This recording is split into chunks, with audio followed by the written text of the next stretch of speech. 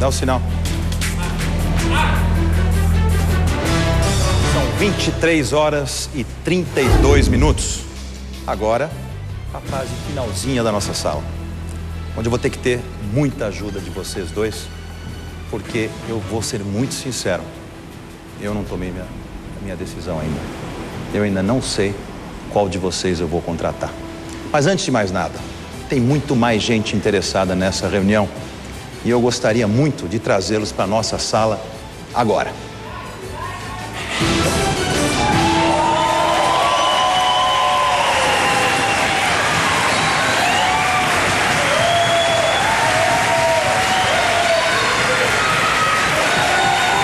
Muito bem. Agora, eu vou pedir silêncio para o nosso auditório e vou pedir muita concentração para vocês, como se nós estivéssemos em todas as nossas salas em que não havia mais ninguém participando. Esse momento é um momento emocionante, difícil. A Vivi viveu isso, ela deve estar aliviada por estar desse lado e não sentada aí. Aliás, uma curiosidade, a Vivi comentou que os 2 aprendizes que foram contratados sentaram onde está a Bia hoje. O que pode ser uma vantagem, se isso for se repetir, ou uma desvantagem se nós pensarmos em estatística. Porque o raio não cai 3 vezes no mesmo lugar. Porém, eu sei que o coraçãozinho de vocês está batendo forte. Vocês passaram por muita coisa antes de chegar aqui. E eu tenho certeza que derrotar candidatos tão espetaculares quanto vocês derrotaram, principalmente ainda na nossa reta final, onde todos já estavam mais acostumados, né, com a mecânica das nossas tarefas, com esse grande desafio que foi o Aprendiz 3, não muito diferente do 2 e do 1. Temos aqui representantes também do Aprendiz 2 e do Aprendiz 1 assistindo vocês. Existe, obviamente, empatia, torcida, e isso é natural. Todo o Brasil está vendo vocês agora ao vivo e deve estar torcendo ou para o Anselmo ou para a Bia. Eu fiz alguns testes agora, pouco tempo atrás, na nossa sala anterior, e vocês responderam algumas perguntas. E eu acabei anotando aqui, para me ajudar a raciocinar um pouco mais nessa nossa última fase, algumas coisas que me intrigam ou que ainda me deixam em dúvida e talvez vocês possam me ajudar. Anselmo,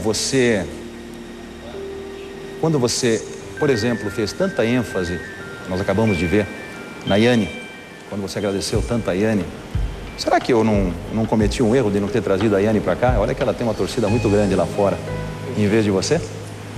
Olha, eu acredito que a decisão foi justa pelo histórico que eu tive no programa, até a última tarefa. E eu acredito que o fato da Yane ter realmente trabalhado muito bem, eu acredito que se deve em grande parte à forma que eu coloquei para a Yane, o espaço que eu abri a ela, para que ela realmente exercesse o máximo do potencial que ela tem. E como tal, eu acredito que isso deveria ter sido reconhecido como eu reconheci na última tarefa. Você foi fator fundamental para tirar dela o que ela tem de melhor, coisa que nós não vamos voltar mais no assunto, mas que não acontecia com você. Tá, eu quero deixar também, perguntar para você, Bia.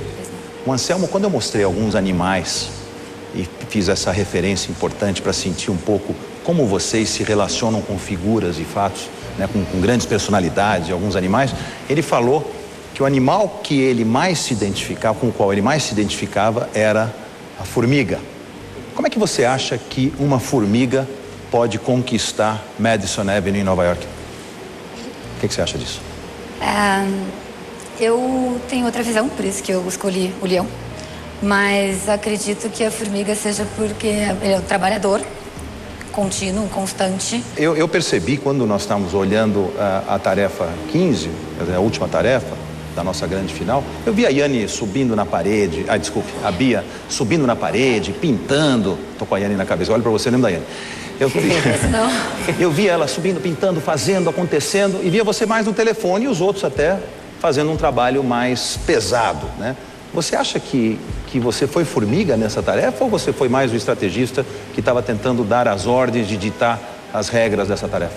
Bom, Roberto, eu acredito o seguinte, como uma pessoa que está num cargo de liderança, e foi nesse caso na última tarefa, eu trabalhei tanto quanto os outros da equipe. Via você muito no telefone dando ordens e tal, e não via você com a mão na massa na tarefa, apesar de ter tido um resultado muito bom. Bom, eu acredito que a gente encontrou as pessoas adequadas para fazer o trabalho que tinha que ser feito, e esse trabalho foi executado de uma maneira eficiente e correta. Então, a finalidade foi mais importante, e o trabalho pode ser pintando, como pode ser ao telefone, contactando as pessoas, conseguindo o auxílio de pessoas que colaboram com a gente, que colaboraram com a gente, e realizando todas as tarefas como deveriam ter sido feitas.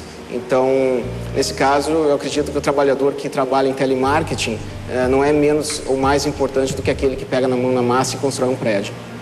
Tá certo. Ô, Bia, eu senti que você, particularmente, você foi muito acusada, aí não é só pela Yane, né?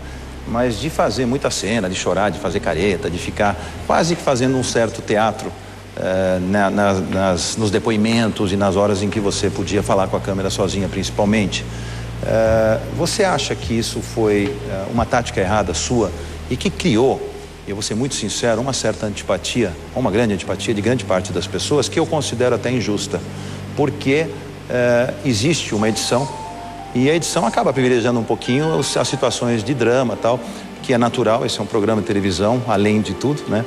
Para todo o Brasil, o que você diria em relação a essa, assim, quase grande maioria das pessoas terem essa percepção de que você é uma pessoa quase desumana em alguns momentos? Eu acho que até na 15ª tarefa a gente viu o quanto você cuidou dessas crianças, o quanto você se emocionou com a tarefa, mas faça referência mais à sua relação com a equipe de trabalho ou, por exemplo, a sua falta de vontade de contribuir quando alguém está liderando uma prova. E isso ficou claro na prova da pizzaria. Não combina com você passivamente aceitar uma ordem que vai acabar prejudicando o grupo. Eu acho que você tem uma oportunidade agora de me esclarecer isso, porque esse é um dos pontos negativos teus que eu gostaria de entender melhor. Tá. Eu acho o seguinte, primeiro, ter gênio forte não é ter gênio ruim. Eu acho que a grande maioria confunde ter gênio forte com ser ruim. E confunde em tomar decisões e ser determinado em momentos que necessitam ter essa determinação e essa definição com falta de humanismo. E isso eu acredito que é um grande erro da maioria. A minha equipe, ela foi extremamente positiva, foi uma equipe muito unida, a gente riu muito e construiu nessa última tarefa um mundo melhor para as crianças de uma forma muito tranquila, de uma forma muito serena. E se eu fosse desumana, isso não teria acontecido. Então, assim, essa edição... Não, mas faça referência ao teu trato com as pessoas com quem você trabalha. Esquece um pouquinho, eu tenho certeza que você é um ser humano belíssimo e você jamais faria alguma coisa que fosse diferente do que você fez em relação a essa causa tão nobre que foi essa tarefa com as crianças. Mas fala da tua relação com as pessoas. Quer dizer, eu também vi bastante coisa. Eu acho que você estaria numa situação muito diferente hoje, porque acho que ninguém nega a qualidade, a competência sua como profissional. Isso te trouxe até a final.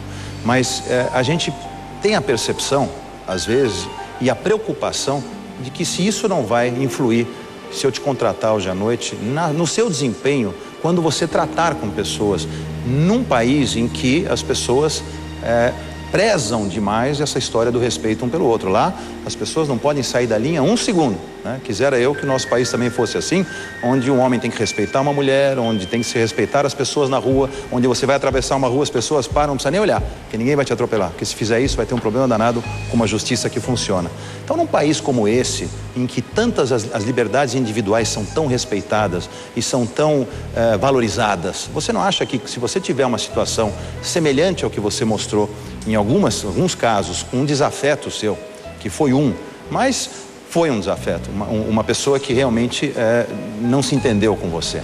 Se você tivesse deixado isso um pouco de lado e não tivesse focado tanto nesse problema, você não acha que você cresceria muito mais como profissional? Como é que você vai fazer quando você estiver em Nova York? Eu acredito sim nesse crescimento, acredito que esse crescimento aconteceu, acredito que tem o viés do confinamento de morar junto, acredito que tem o viés... Isso não vai acontecer quando você trabalhar com alguém, você não vai... Não vai acontecer morar. porque nunca aconteceu. Eu perguntaria para você, Anselmo, que na contramão dessa história, você passa aquela coisa da pessoa um pouco mais sem ênfase. A diferença entre vocês dois Carlos Drummond de Andrade dizia, tristes são as pessoas e coisas que não têm ênfase, né? Você se considera uma pessoa sem ênfase, sem essa garra e sem essa força que tem a Beatriz?